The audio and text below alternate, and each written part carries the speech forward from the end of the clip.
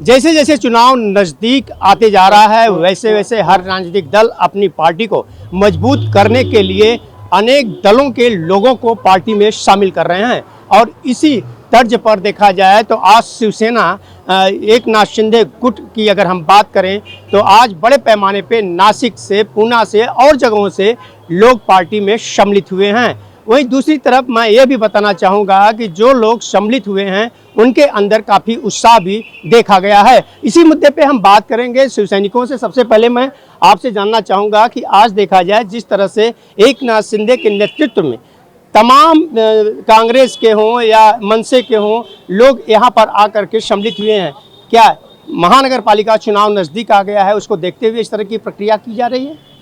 जी, आदरणीय एकनाथ शिंदे साहब एक ऐसा नाम है, एक ऐसा नेतृत्व है, एक ऐसा प्रतिनिधित्व है कि जिसका मात्र नाम ले लेने से एक राष्ट्रीयता छलकती है।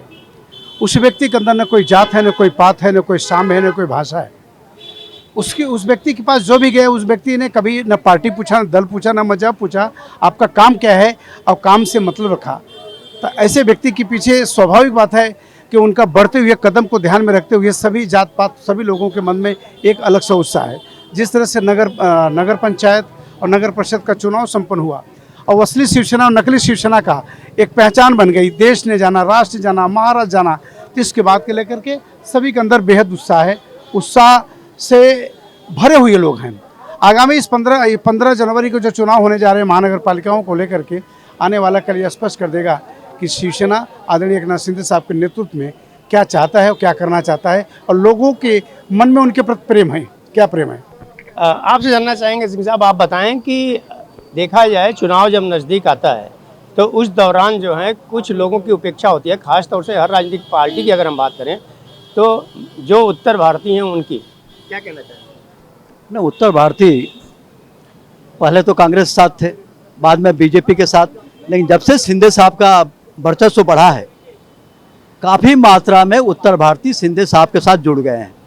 और देख ही रहे हैं लोकसभा के इलेक्शन, विधानसभा के इलेक्शन, अभी महाराष्ट्र में जो नगराध्यक्ष और नगर पंचायत का इलेक्शन, इसमें जो उन सबका जितना सीट है उससे ज़्यादा हमारे एकनाथ शिंदे साहब का, हमारा शिवसेना का, भगवान राम के धनुष बाण का लोगों ने मान्य दिया है और उतना सीट है। इसलिए काफ़ी मात्रा में रोज़ लोग जुड़ते जा रहे हैं। उबाठा से, कांग्रेस से, सब जगह से लोग जो है शिवसेना में माननीय एकनाथ शिंदे साहब के साथ जुड़ते जा रहे हैं उनका वर्चस्व देख करके। और सब जानते हैं कि यही ताकत है शिवसेना का, भगवान राम का धनुष यहीं मिला हुआ है और विजय यही है। इसलिए हम विजय के साथ रहेंगे, डूबते हुए जहाज में कोई बैठना नहीं चाहता। मनसे, महाराष्ट्र नवनिर्माण सेना और शिवसेना एक साथ हुई है। ये वही मनसे है जो कि जग जाहिर है कि अभी कुछ दिनों पहले की अगर बात कर ली जाए तो हिंदी और मराठी भाषाओं को लेकर के कहीं न कहीं एक बड़ा विवाद हुआ था। विवाद के बाद कई लोगों से मारपीट की गई थी। क्या कहना चाहेंगे, इसका चुनाव में कितना असर होगा?